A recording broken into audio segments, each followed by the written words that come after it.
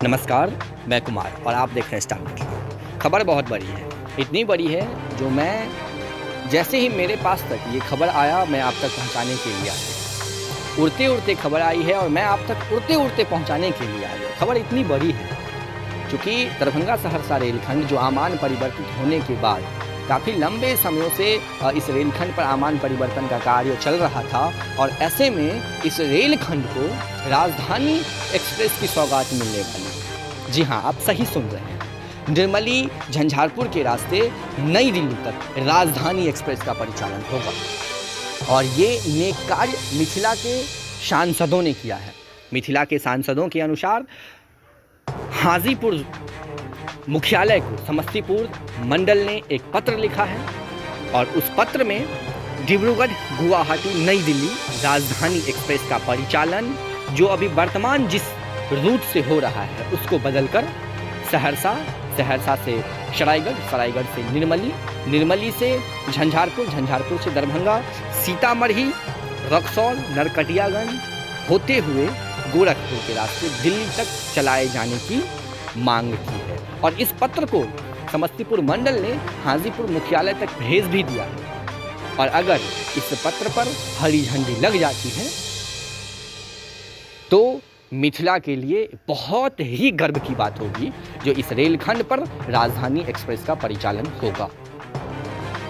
राजधानी एक्सप्रेस का अगर परिचालन होता है इस रेलखंड पर तो मिथिला के जो क्षेत्र हैं ऑटोमेटिकली मतलब स्वतः इसमें एक बहुत बड़ी बदलाव आएगा। वैसे तो इस रेलखंड पर हम जैसे पहले भी आपको बताएं काफ़ी ज़्यादा खर्च की गई है। राजधानी एक्सप्रेस ही नहीं, इस रेलखंड पर आने वाले समयों में काफ़ी सारी ट्रेनों के परिचालन की संभावना है। वर्तमान में अभी एक भी ट्रेन नहीं है, ये भी एक सत्य है और अभी मिथिला के लोगों को काफ़ी दिक्कतें जो है सामना करना पड़ रहा है, काफ़ी दिक्कतों का।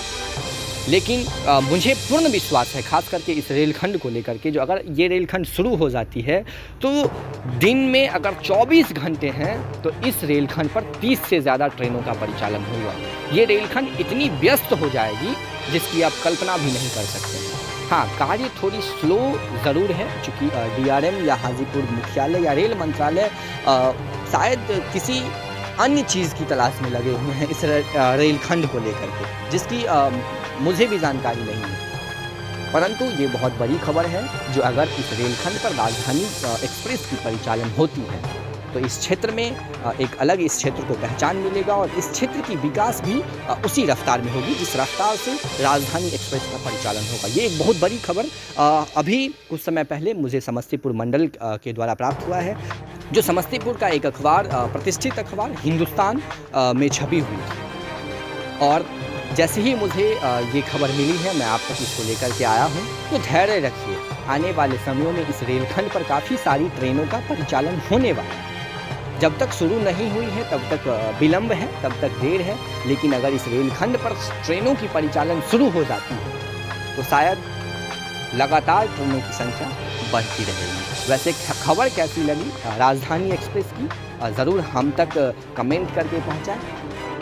इतना ही नहीं, अगर इस रेलखंड से राजधानी एक्सप्रेस की परिचालन होती है नई दिल्ली तक तो जो अभी वर्तमान में समय लग रहा है यात्रियों को नई दिल्ली पहुंचने में तो लगभग इस समय में 4 से 5 घंटों की बचत भी होगी और इसीलिए रेल मंत्रालय इस पर सोचने को विवश है क्योंकि 4 से 5 घंटे की बचत एक बहुत बड़ी बचत होगी लोगों के लिए भी और शायद रेलवे के लिए। तो जुड़े रहें स्टार मीडिया से, जैसे ही इस रेलखंड की कुछ खबर मिलती है हम आप तक पहुंचाने की कोशिश करेंगे। वीडियो कैसा लगा कमेंट करके जरूर बताइए। धन्यवाद।